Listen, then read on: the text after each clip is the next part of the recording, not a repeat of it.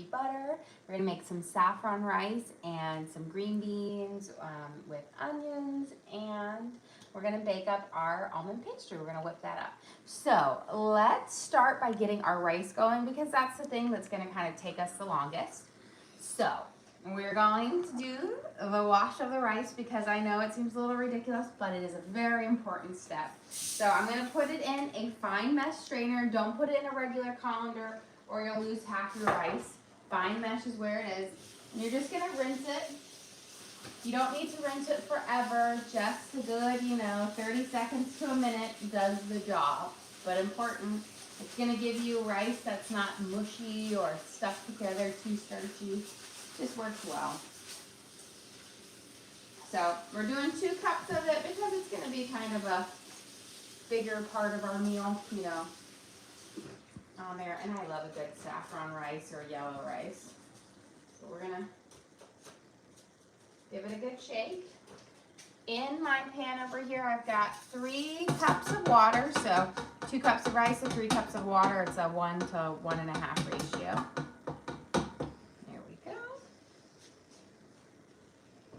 I'm going to turn on my back burner to high. We'll give it a good stir, and then we're going to put in some saffron threads and a little bit of chicken bouillon.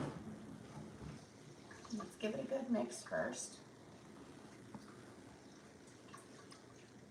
Okay. And then we have our little saffron threads here. You can always crush them if you want to add more color out, but you're going to get really the kind of the same flavor of it. A little goes a long way, so we're going to put, a couple pinches in it. This is like a very, very lightweight herb, but it gives it a beautiful kind of coloring. I actually just ordered a bunch of saffron to be really fresh because I'll be making my saffron buns soon for Santa Lucia. So I was like, oh, this is all I have left. I need to get my big container. But we have a couple threads in here, and this is going to turn our rice this really pretty, beautiful yellow color, and it's going to give it a nice flavor. I think I'll put just a pinch more because they keep sticking to me. Okay, and then the second thing that we're going to add in here is a nice scoop of chicken bouillon so that our rice kind of has this lovely kind of chicken-y, saffron-y flavor to it. Very technical terms on there. And then we're going to whip up our almond pastry, which we didn't have enough time to do at lunch today. So we'll have that up, which my kids absolutely love. This is one of their favorite little dessert things that I make. We're going to add in just a good scoop. You don't need too much. We'll mix it in. Just kind of, I want to say maybe 2 teaspoons. Just making sure I get all of that bouillon off. But you can see that saffron is already giving our water in here a nice yellow color to it. My giant thing of chicken bouillon. No, I think that's what turned it yellow. No, well, I mean, it did a little bit, but the saffron did. This is a little bit. Anyway, I gave it a little bit. But it's going to be richer because of the saffron. Trust me, it's science. It's colors. Okay, we got that going. And now let's here's our butter pastry, delicious. I'll let it sit there. We're going to roll it out here in just a second. Look at this. See, saffron threads everywhere, and I don't want to get that in there. We're going to roll it out, and we're going to have saffron in our almond pastry. Let's get our pastry base made, or the goo inside of the almond paste for our pastry. Very nice. So we're going to start. Hold on to the boxes here. We've got 2 boxes. So I like to do this. So this is like a family recipe that I've twerked over the time to make it the best ratio. But we're going to use 2 boxes of the almond paste. There's a couple types. This is the brand I like, which is Solo. They make another type that you can get in the baking aisle, which comes in a tube. It does not work the same. So you kind of need this almond paste for it because the other one is too soft. And when I take it out, it's going to just look like marzipan. You mean you tweaked it? I've changed the recipe up to make it better. Is that not the right word? You tweak a recipe? You said twerked it. I guess, yeah, That's how my brain just made another verb in there. I tweaked it. That would be me. I told you, my brain is on the fritz here. Okay, so here is our almond paste. This stuff, if you know what marzipan is, it's essentially marzipan. It is a sweetened almond paste that tastes like almond dessert, not like pure things. Break it up into chunks as you put it in. I'm doing mine in the blender. You can also do it in the food processor, but we're gonna be mixing this with sugar and egg yolks and vanilla. So it's easier, it mixes up easier with this. Now, my tweak of the recipe is that I do double the filling to 1.5 of the crust of the recipe that was taught to me. And I think it turns out perfect because you get more of this delicious almond flavor in it. Now, if you've ever had, I always say, people are always like, what is this kind of like? And I say, the closest thing this is similar to is like Dutch letters, but it is way better than Dutch letters because there's so much more almond flavor to it because you have this almond filling between the two pie crusts, which is just delicious. So we've got our 2 boxes, which I think these are, yep. So it's about 1 pound of almond filling in here. And then we have 2 cups of sugar because again, this is double my recipe or double the base one. And this is gonna give me like this giant sheet of pastry. So 1, 2. And then we need 2 teaspoons of vanilla extract. And in a pinch, you could also, if you don't have vanilla, you could use an almond extract. I've done that before. There we go. So we've got our 2 teaspoons in here. Also, do not use almond pastry filling. That is very gelatinous and not the right texture at all for it. You're essentially making your own almond pastry filling with it. So don't use the canned one of that as well. We're gonna put in 2 whole eggs plus, that egg wanted to crumble on me. There we go. Plus 2 yolks. And that yolk is just gonna give it almost a thicker consistency in the middle so that it's not too runny.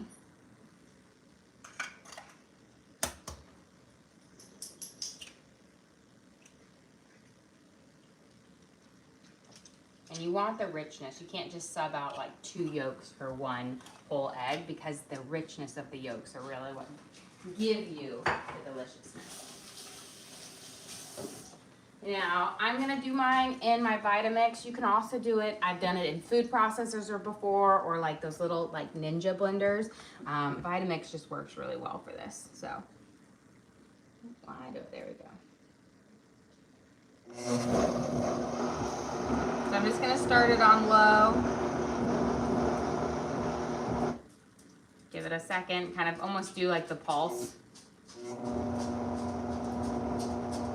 Mix it up a little bit, let it crumble. You don't wanna go straight to it because then you'll get kind of a chunkier base. Now I'm gonna move it up to about a 5. So we're pulsing it, there we go.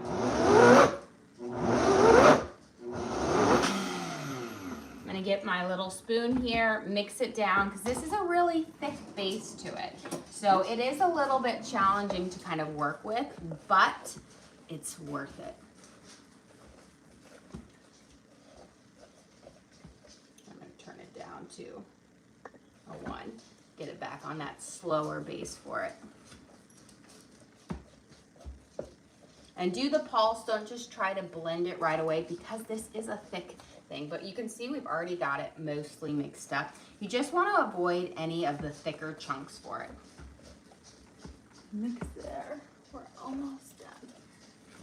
But this is what we're gonna be spreading between our 2 pie crusts. So I always say, think of it like the shape of a giant Pop-Tart, but it's going to be filled with an almond pastry.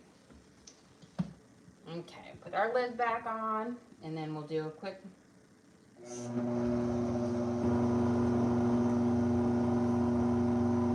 we go. See if I can move it up a notch. Okay, perfect. And this is essentially what it's gonna look like. Nice kind of creamy paste for it. Looks like I have a little bit more to push down, so we'll get it just a smidge more. That's why I say you need the 4 eggs in here with the 2 yolks and the 2 eggs because you need that liquid to make it a paste, but you can't have it too runny or it's not gonna be thick enough and it won't set and it will make your pie crust too soggy. So we'll let it sit right here, kind of sink down a little bit, and then we're gonna let it roll it, or we'll put it in and blend it one more time before we spread it out, but we'll let it soak for just a second. Okay, I've got my 2 butter pastry crusts here for this. So we used a bunch earlier to make chicken pot pies and our lemon tarts. And when I made my pie crusts this morning, I made a quadruple recipe. So this is probably considered enough to make like 3 or 2 pies, like 3 pie crusts or whatnot, because it's about, you know, I would say what I have here is probably like a double recipe. But for my pie crust recipe, for just the base, make kind of like a simple pie with a lattice top on there. It's 2 sticks butter, 2 1/4 cups of flour, a teaspoon of salt, and about 9 tablespoons of ice cold water. And you kind of cut everything in it just like you would do biscuits or whatnot. We're gonna roll out our dough. And this is where I have my big baking sheet. We're gonna roll it out into a big rectangle on parchment paper, and we'll put it there. So let me grab my parchment paper here.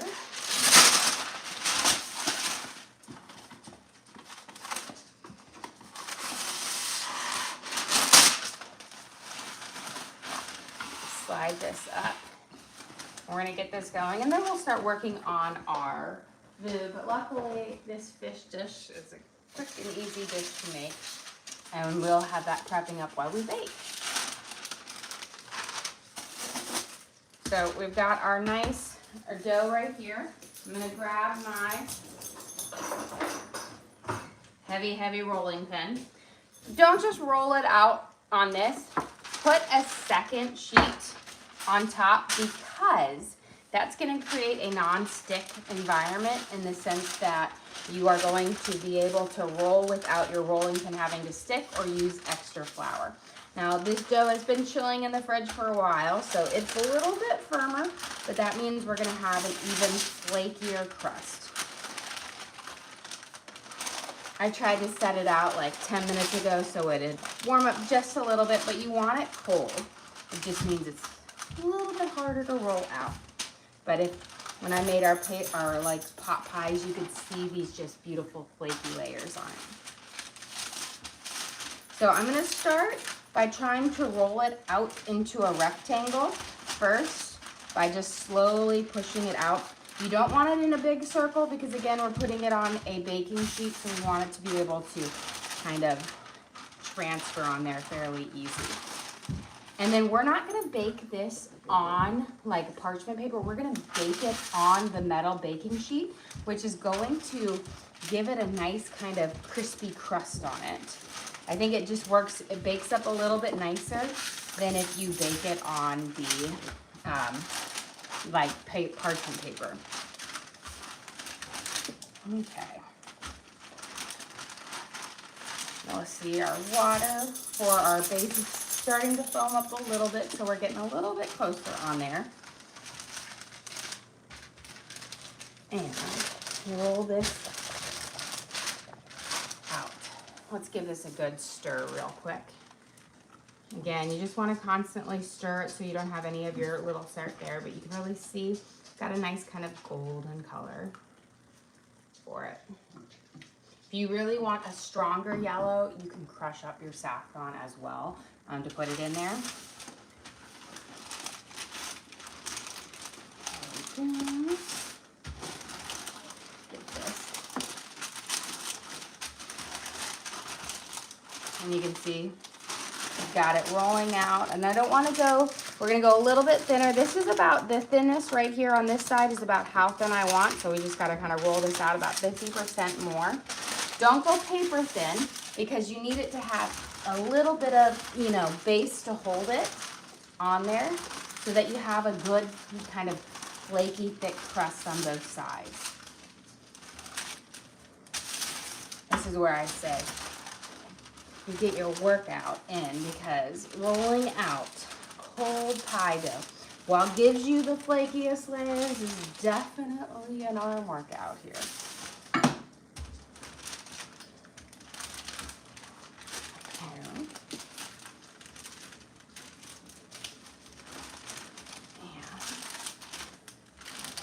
Now when I do it, I don't cut mine into a perfect square. I keep it like a big crazy oval so that you don't lose any of your pie crust. You've got a big, huge kind of pastry. Doesn't have to be a perfect shape. Okay. Whew. 5-second break. Let's move. We'll come back to that in 1 second. My arms are getting tired of rolling it out. So let's season up our salmon a little bit. Well, or not our salmon, our steelhead trout. So in case you've never worked with steelhead trout before, it looks exactly like salmon. It tastes very similar to salmon. It has a slightly lower fat content than salmon, and a lot of people say it's not as fishy as salmon. So my husband really does prefer steelhead trout over salmon on there, because it is just, you know, a less fishy meat, or fish I should say. But we're gonna do just kind of like a thyme. Yeah, I think I'm just sticking with thyme for today. I was wondering if I was gonna use some of my other spices in here. But we're gonna do a thyme, garlic, fresh herb rub over it. And then I'm gonna cut it up into the different fillets, and then we'll kind of cook it in a nice, you know, mixture of butter and oil to kind of sear it off on here. It is, does not firm up like salmon does, so it's a little bit softer and flakier than salmon does when you cook it. And another bonus side is it's typically a little bit cheaper than salmon as well. So pretty tasty fish. I always just tell my kids it's salmon. They all call it salmon because it really does look like it. I'll probably call it salmon like 3 more times tonight, but it is steelhead trout, which is in the rainbow trout family. And apparently they're like very similar to salmon in several ways, which I just found very interesting. Okay. We've got, I'll do a little bit more to fresh thyme. So we're gonna have about 1.5 teaspoons of fresh thyme. I'm gonna throw in some garlic that we'll mince up in here, because we're just gonna make this nice kind of herby paste.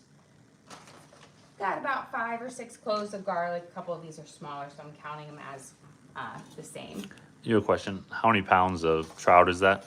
This is about 2.5 pounds of trout. Now I did, because it was a thing, I always trim off the top and the bottoms that aren't as even, so that when I do fillet it, I have it a little bit nicer on there. But it's a good fillet. At Costco though, you really can only get big fillets, which is perfect for our family, because then one big fillet will feed everybody. I will say another, now this one's a pretty good thick size steelhead trout. Steelhead trout in general is a thinner fish than salmon, so you're not gonna get your super thick fillets out of it like you can with salmon at times. Let's mince everything up. And then I'm hoping that my dough has warmed up a little bit over there, that I can finish rolling it off without too much extra work. I always get there when I do pastries or whatnot, and I always say, oh my gosh, I always remember how tiring rolling, because if you aren't used to doing a rolling pin all the time, it's a very different movement than any other basic regular movement that you do. So it's time. It's like when you have to hand whisk something forever.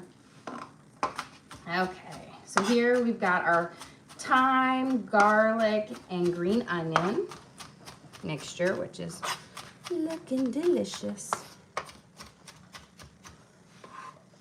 So we'll mince this up, and then we will kind of rub this over the top of our whole fillet.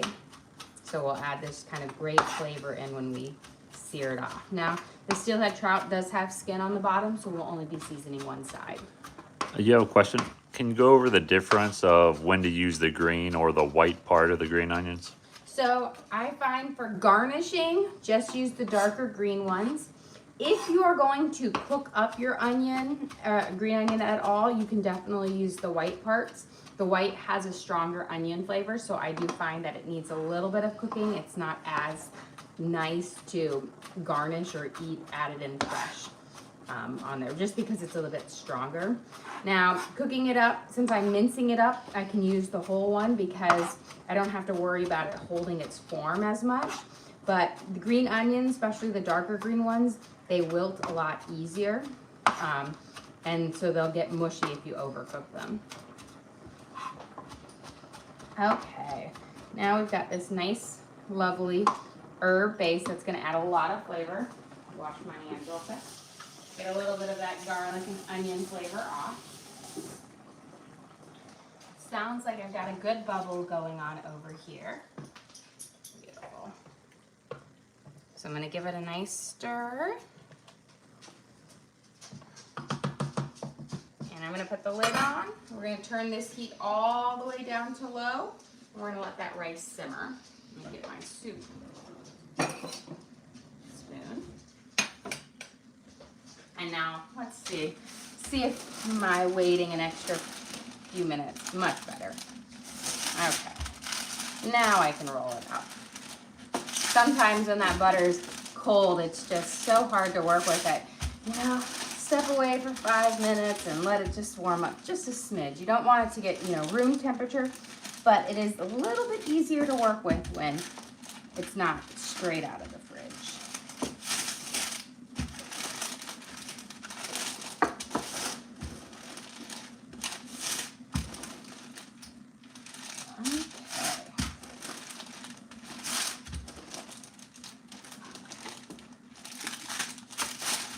And you know what? Looks good. Just gonna roll this out. I was gonna use this big pan, but I think I'm gonna switch to a slightly smaller one because this one is really big and I don't need that big of one. Sometimes I make a really big batch of almond pastry and I'll do the full one, but not today. So I'll do one roll over it. We're gonna flip it out onto our baking sheet. And then we'll put our almond paste in it. We'll roll out our top. We'll put it on top. We'll poke lots of little holes over it with a fork. Sprinkle some sugar and bake it up. Okay. So you do it between, and that way you kind of create this non-stick surface. Let me grab my cooking spray. We'll just do a quick little spritz. That just will help it so it doesn't stick too much. But again, put it on your baking sheet versus on parchment paper. That just, the butter cooked with the metal just cooks a little bit better. We're gonna flip it right over here, right in the middle, pretty even. Got it almost all the way out. We'll peel this off. There we go. And then let's blend our almond paste one more time now that it's kind of had a minute to set. Again, in here we've got 2 boxes of our almond with 2 whole eggs and 2 egg yolks and 2 teaspoons of vanilla. So let's start it.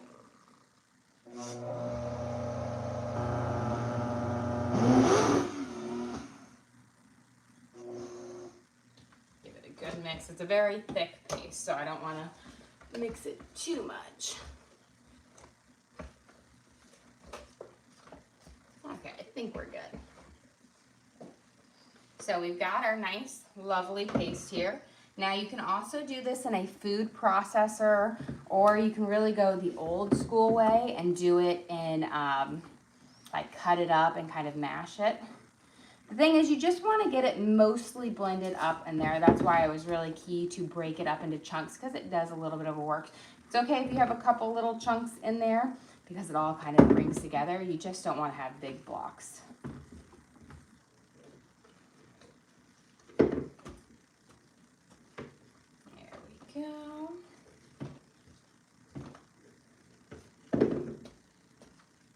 And then we'll spread this out in just a second. But I kind of scoop it all the way around, try to get as much out of my little blender here as possible. I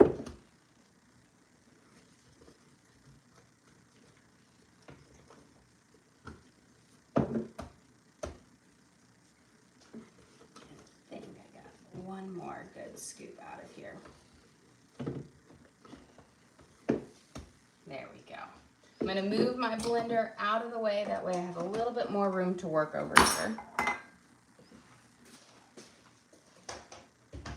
And then we're going to fill this guy up and pop him in the oven and get ready to bake. So you're just going to spread this out as far to the edges as possible, you know, because you want to get this good flavor on everything. You have a question? Can you go over the crust and the filling? Yes, so this is a butter pie crust. So this is kind of like a double recipe. This morning I made like 4 times my normal amount because we made pot pies and lemon tarts with it. But this is made with just a base layer of it. So is 2 sticks of cold butter, a teaspoon of salt, a 2 1/4 cups of flour, all-purpose flour, and then you're gonna add in about 9 tablespoons of cold water, ice cold water. Okay, let's flip this all the way out. So we've got it pretty much spread out, but you see how we have this nice kind of thick layer here.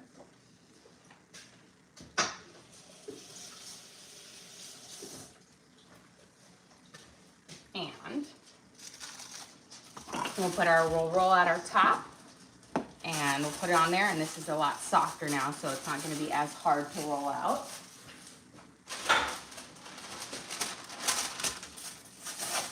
Now, a lot of times when I do it, I pre-shape them into kind of a rectangle when I've molded them up so that they're a little bit easier to roll out. I'm going to smush it a little bit before I put my top layer on so that I can roll it out a little bit faster. Now this is gonna have great flaky layers in it because we did our press and fold like method, where when you're kind of after you've mixed in your water, you don't knead the dough together.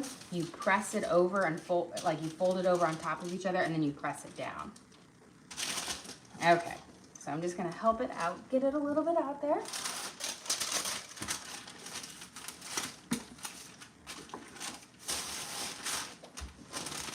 And then we're gonna roll it. And then you just wanna roll it to about the same size as what you have or a smidge bigger. And so when you're using like your parchment paper, you can kind of see your lines from where you rolled out your first one, and you just roll it out kind of to that same specifications. If you're gonna do one, maybe to kind of keep it to where you make sure your second one is bigger, put a little bit more dough in your second dough batch, because you don't want to be short on it, because you need to be able to seal up all of the ends of your pastry, like pressed together, because if they're not sealed, it will ooze out. Okay. And then we'll pop this in the oven to bake, and we'll finish up making our dinner. But this is, I will say, this is a dessert or a treat that I have yet to truly find a bakery or a restaurant that has made something similar to this. The closest things that I have found are Dutch letters, but they're still very different.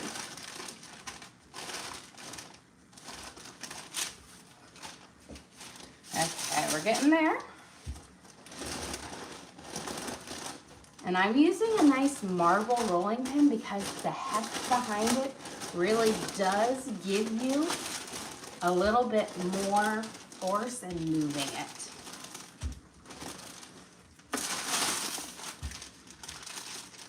It's funny because it's like I have several rolling pins And this is the one I use, and I don't actually use it like this. I use it like firm going in there. And part of me is wondering, I'm like, why do I even need handles on it? Because I don't use the handles. I just use my own strength to push the dough out, and I think that also helps create really nice flaky layers. Okay, let's see, we're building, we're almost there.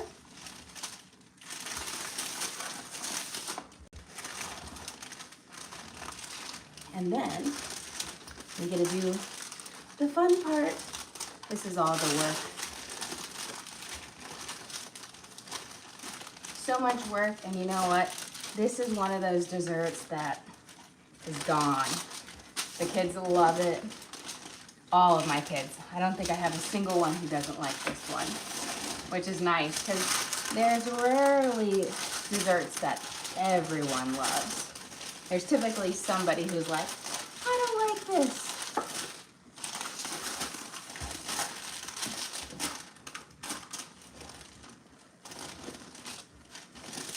Okay, we're good.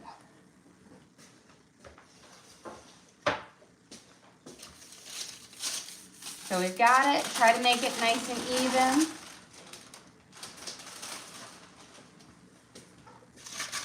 We're gonna flip this guy over the top. And again, the parchment paper is your friend here because you can just lay it over the top. And then I should be able to peel it back. Again, you need your dough to be cold so that it doesn't stick too much, but pretty good.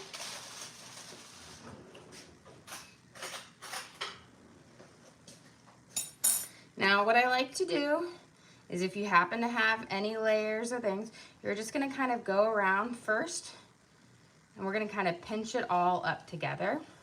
Because again, you need it to seal up to trap all of that really delicious almond filling inside, because that's the star of this show.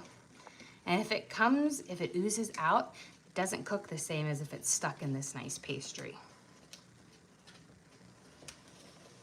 So we're gonna pinch it all the way around.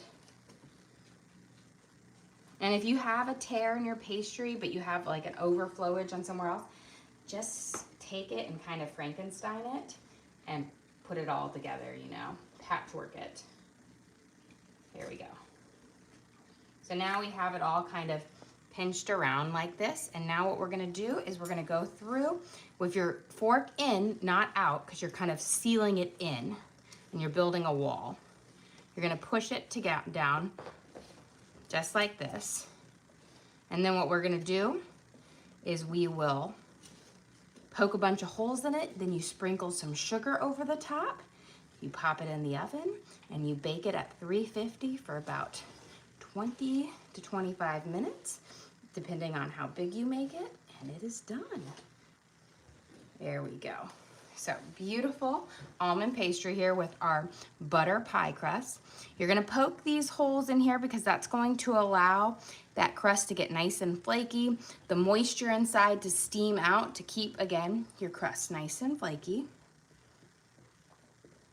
And just don't go down so much that you poke through the bottom one, but you wanna poke through that whole first top layer.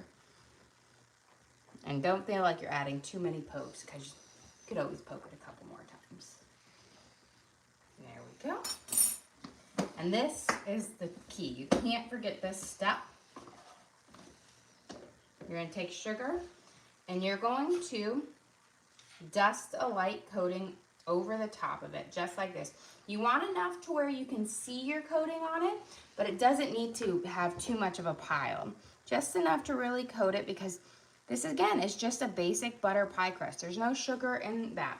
And so this adds the nice little bit of sweetness, but all that flavor is coming in, again, from that almond pastry, or that almond filling.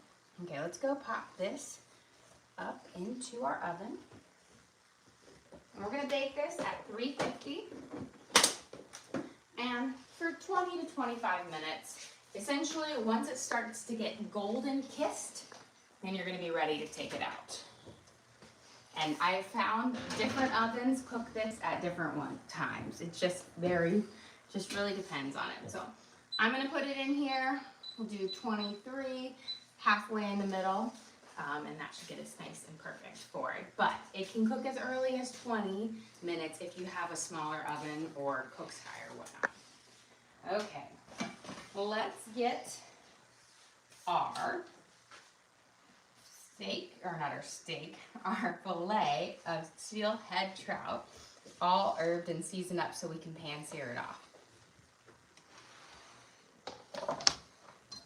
Okay, I'm gonna give it, real quick, a light drizzle of olive oil. And then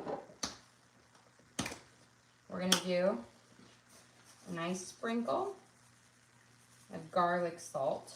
And I want this on first because I want this flavor, this saltiness at least to stick on there.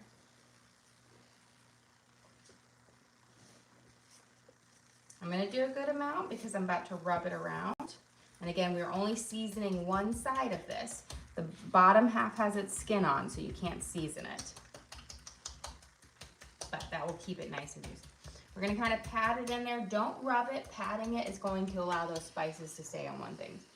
And then I'll use my non-fishy hand to grab these herbs. We're gonna put it all the way across here. Again, this is our garlic, our thyme, and green onions. Now you could always bake this or broil this off in the oven if you want it, but I'm gonna cut it into fillets and pan sear it. That way that garlic can really crisp up and add nice flavors into it. Beautiful. Again, that fresh thyme, green onions, and the garlic are all just gonna add a great flavor to it.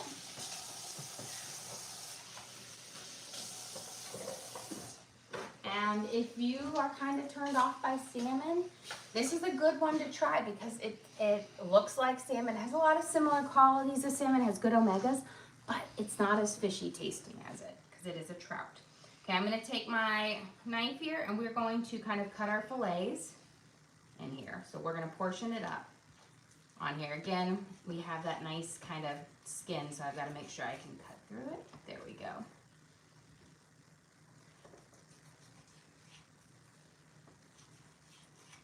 I'm going to roughly try to get these all around the same size cooking, knowing that the fatter fillets that are wider up top are going to cook a little bit longer than when we get down here to this tail end where they're much thinner.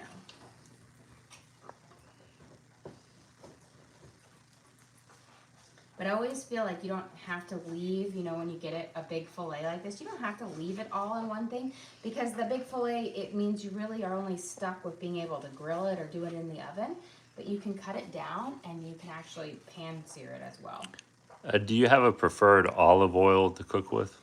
I really do not. I actually am pretty much like all olive oils because when you're cooking with it, you're not really being stuck with the flavors as if you were using it as like dipping in your bread or whatnot.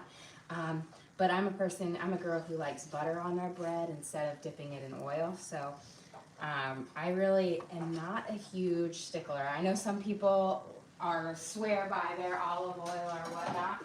For me, it's whatever's on sale. And I will say, Publix always does, like every week, a different one of their oil brands there go on a buy one, get one free sale, so. And does Steelhead Trout have bones, this fillet? It does have bones, but when you get it, this one's already, we bought it from Costco, they've already deboned it. Now, occasionally you might still get one in there if they've missed it.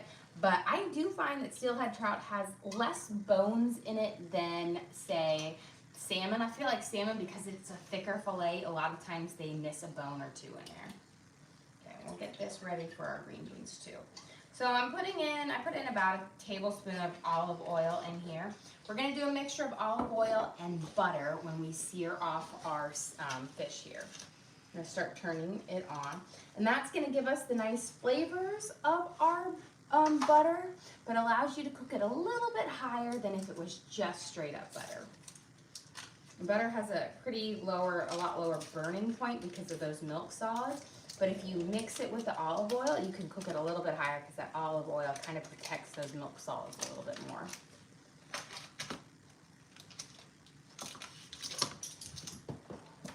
So we'll add that in there. And then once we've got this nice and hot, we're gonna pan sear these face down first, which means we'll have our top go down so that the pretty side, that's the pretty side, it will end up pretty. Always do it presentation side down first.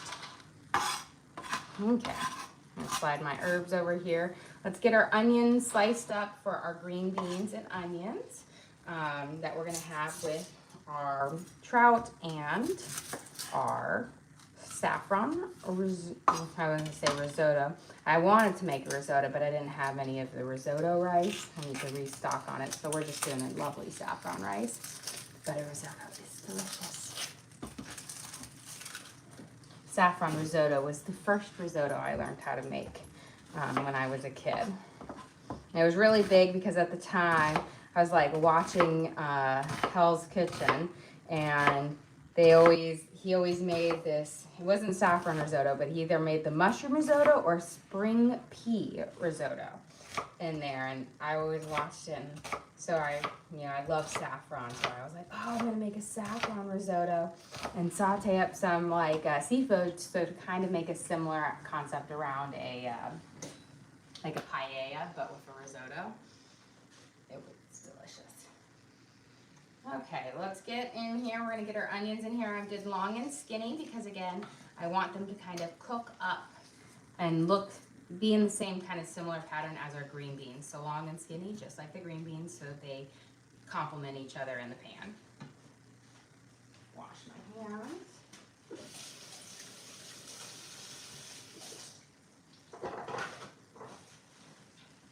Okay, we've got our onions in there. Once our butter is completely melted, we've got a good sizzle, and we'll know to drop our fish in. I'm gonna cook since I can't fit all of my fillets in the pan at one time, I'm going to cook my fattest fillets first. That way I can, they can sit and rest a little bit longer than my skinnier kind of fillets. I'll break some of my longer green beans so they're not too long. Okay. Since we've got a good sizzle on here, I'm gonna grab my tongs and put our first set of fillets in. And grab my fish spatula and a pair of tongs. I'm gonna do my fattest side first. And we're gonna put them presentation side down, which means I'm going to have my skin side facing up.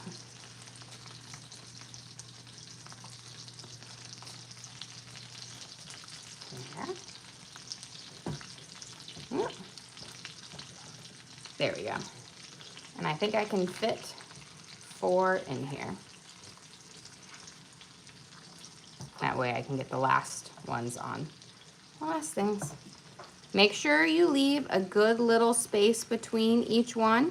That way you get the proper heat going up the sides. You don't want them all kind of sitting without that heat going up, or it's not gonna cook as evenly. Start here and then we'll do a little rotation. Get our green beans kind of finished, snapped here in half, just because you don't want them too long. And then we're gonna mince up some garlic to throw in with our onions as well. We'll check on our rice. And we'll be finishing up our salmon. Well, Joe's gonna keep calling it salmon. Steelhead trout. But it is, I will say, I can't find steelhead trout often at the regular grocery store, but Costco does sell it quite often, and it's a lot cheaper, and it's delicious. A question, are those fresh green beans? They are, I will say they've been pre-washed, but they are not frozen, so they are fresh, but they're not like picked from our garden, fresh. But yes, I am not a big fan of frozen produce unless I will use frozen corn and peas and things, because those are things, but most of the time if I'm pan searing like a vegetable, or sauteing it I should say, I like to keep it just fresh, because the freezing process all the vegetables are blanched first, which means they're dropped in boiling hot water for 30 seconds to a minute. So it's kind of a partial cook, which means that kind of gives them their little rubbery texture to it. So they're just not quite as nice. Give our things a little toss here. And I wonder if you counted how many times a day I popped a vegetable out on there. Maybe make that on my bingo card, guys.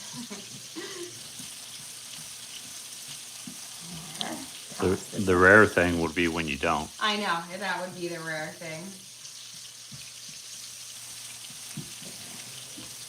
Okay, let's get our garlic kind of toasted up here, or chopped up so we can toast it in there to add a little bit of flavor.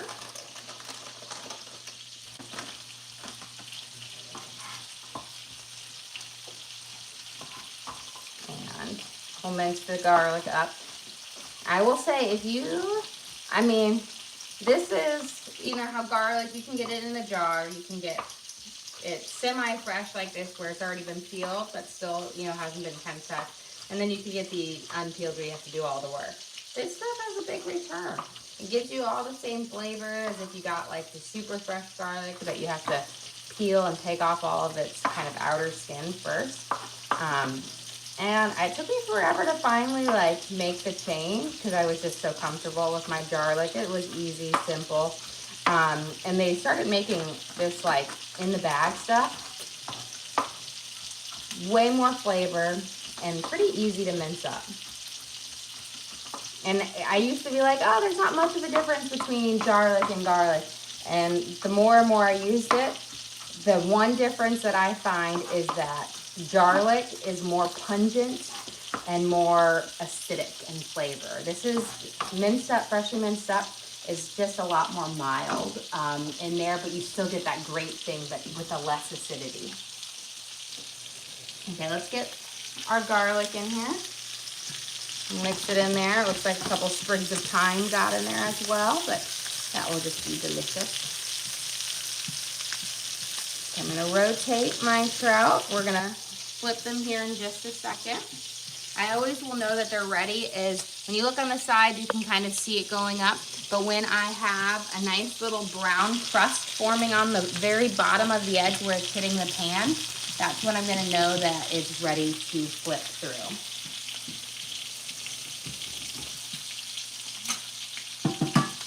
Now I will say the one thing that you have to kind of think about when you are cooking fish with the skin on, which I think is a great way because it keeps your fish nice and juicy. You do have to kind of worry a bit about any liquids that might get trapped under the skin that can pop up. But look at that beautiful, we've got our kind of our garlic and our herbs kind of crisped up there. Just gorgeous.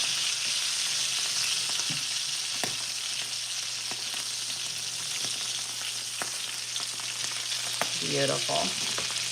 But this is why I wanted it to do it in the pan so that garlic and those onions will get a nice little flavor.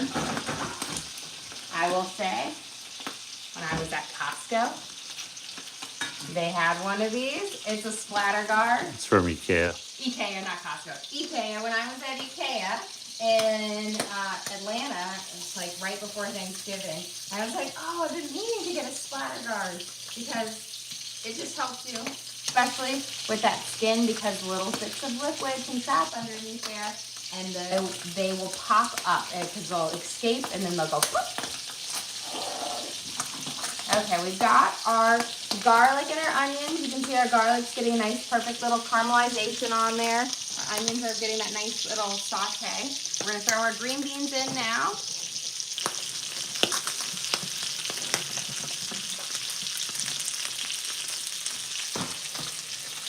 And overboard.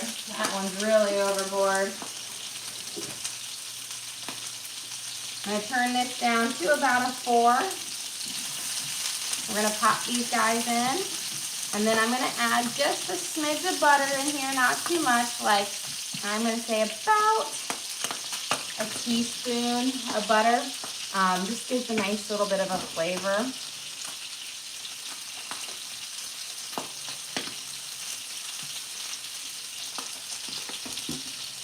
coat this up. I'm not gonna salt them or garlic salt them or pepper them until they're pretty much kind of cooked. You can actually hear the popping.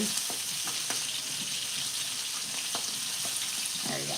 And then to make sure that my green beans get a nice tender on that, or like tender, but still remain a good kind of crisp, I'm gonna put the lid on them, which will kind of give a hybrid of a steam cook, but it will steam in its natural like liquids versus adding additional ones. I will say that is one thing about the Hexclad pans that I love, is they all come with a lid and a steam vent on their lid, which allows them to kind of cook up a little bit more evenly. Looking pretty darn good. We're almost here. I'll know when they're, luckily with these, you can kind of tell when they're done, is by the side of it, you can see the thing, like the fish cook all the way through. Okay, let's take a quick look at our saffron rice over here, see if we're getting pretty close to it.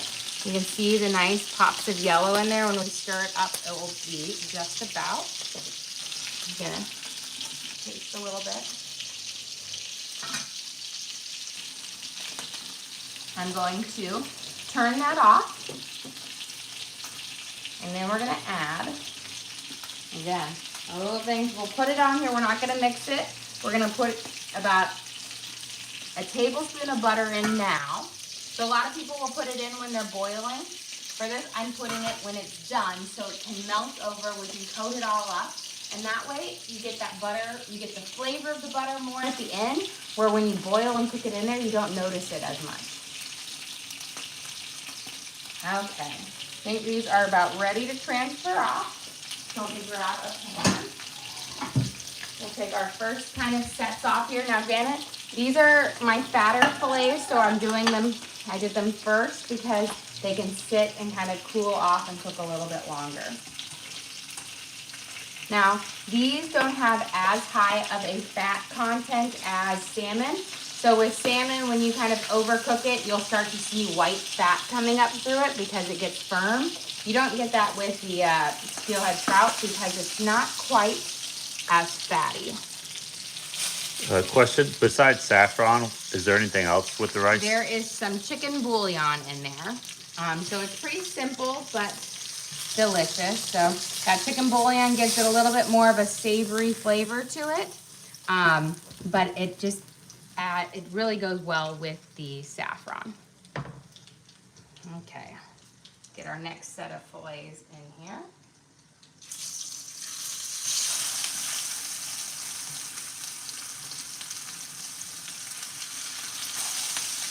And by pan frying these, again, you really get those, that garlic and that onion really cooks up nicely. Remember, we used a nice little hybrid of olive oil and butter.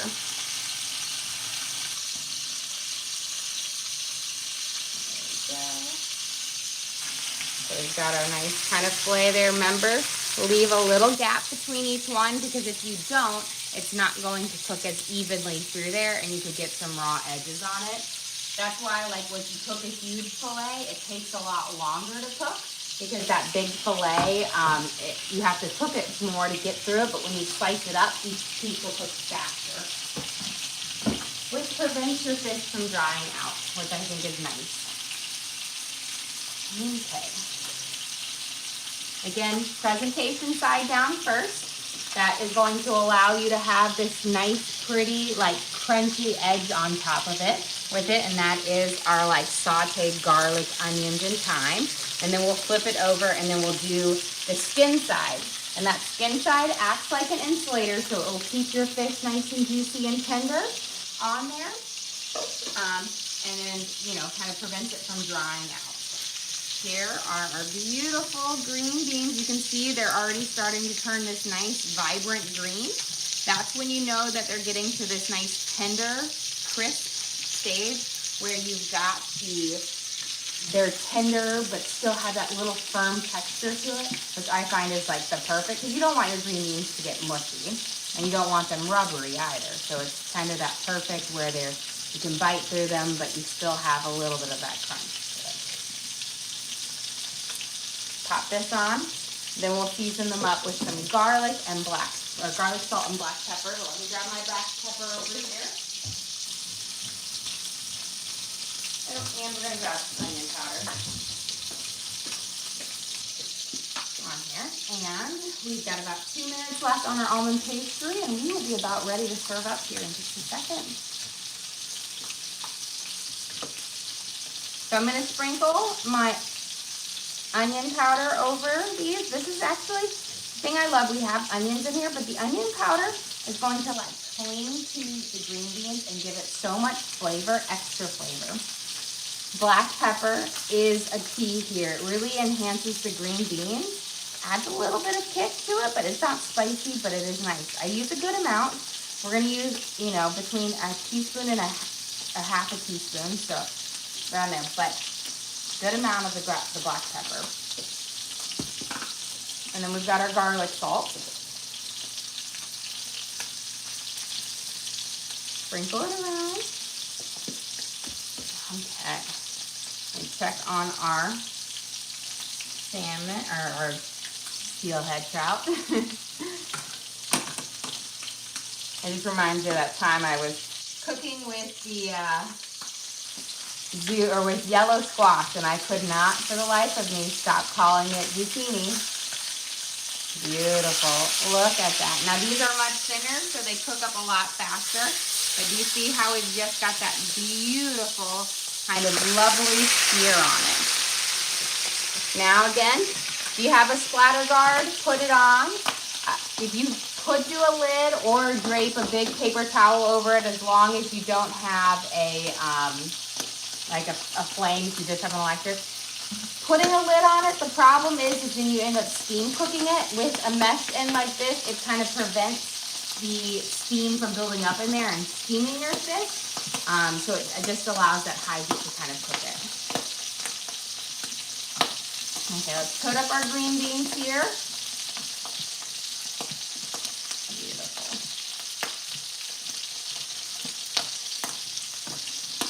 And let's give you see our butter is nice and melted. And remember, I turned off the heat, so we're just gonna let me grab a fork first. We're gonna fluff it, and then you can have your spoon for it. But use your fork to fluff your rice versus using a spoon, because you see how it just flakes apart much nicer. If you use a spoon, it's gonna clump together. Beautiful. So treat your rice like quinoa. Or piece. You gotta fluff it. Okay. Let's check these out. I'm gonna take off our salmon first, then we'll grab our pastry out of the oven, or actually, I don't even need to take these off. We're just gonna turn them off, and we'll slide them right up here so that they stop cooking. I'll leave that on there. We'll grab our almond pastry out of the oven, and then we'll be ready to serve up. Now with almond pastry, it is like a brownie where it has to sit for about 20 to 30 minutes before you serve up, because that filling needs to cool and let it kind of come firm up. So here we've got our beautiful almond pastry. We got a little bit of leakage out, but that is a-okay. We're gonna let this our almond pastry cool up. Again, you can't cut into it until it's completely cool on there. You have this nice kind of blonde, this is the sugar that's melted on top, and then when it cools, it will kind of form a nice little crystallization that will add this just great little flavor to it. But we're gonna let it cool, and then we'll cut it up later, and it will be just like a lovely bar with this flaky crust on the top and the bottom.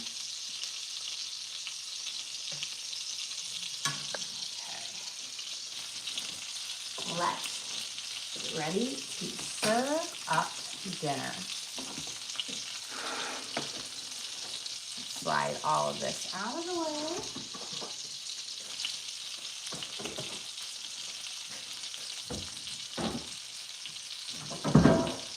We get our plate.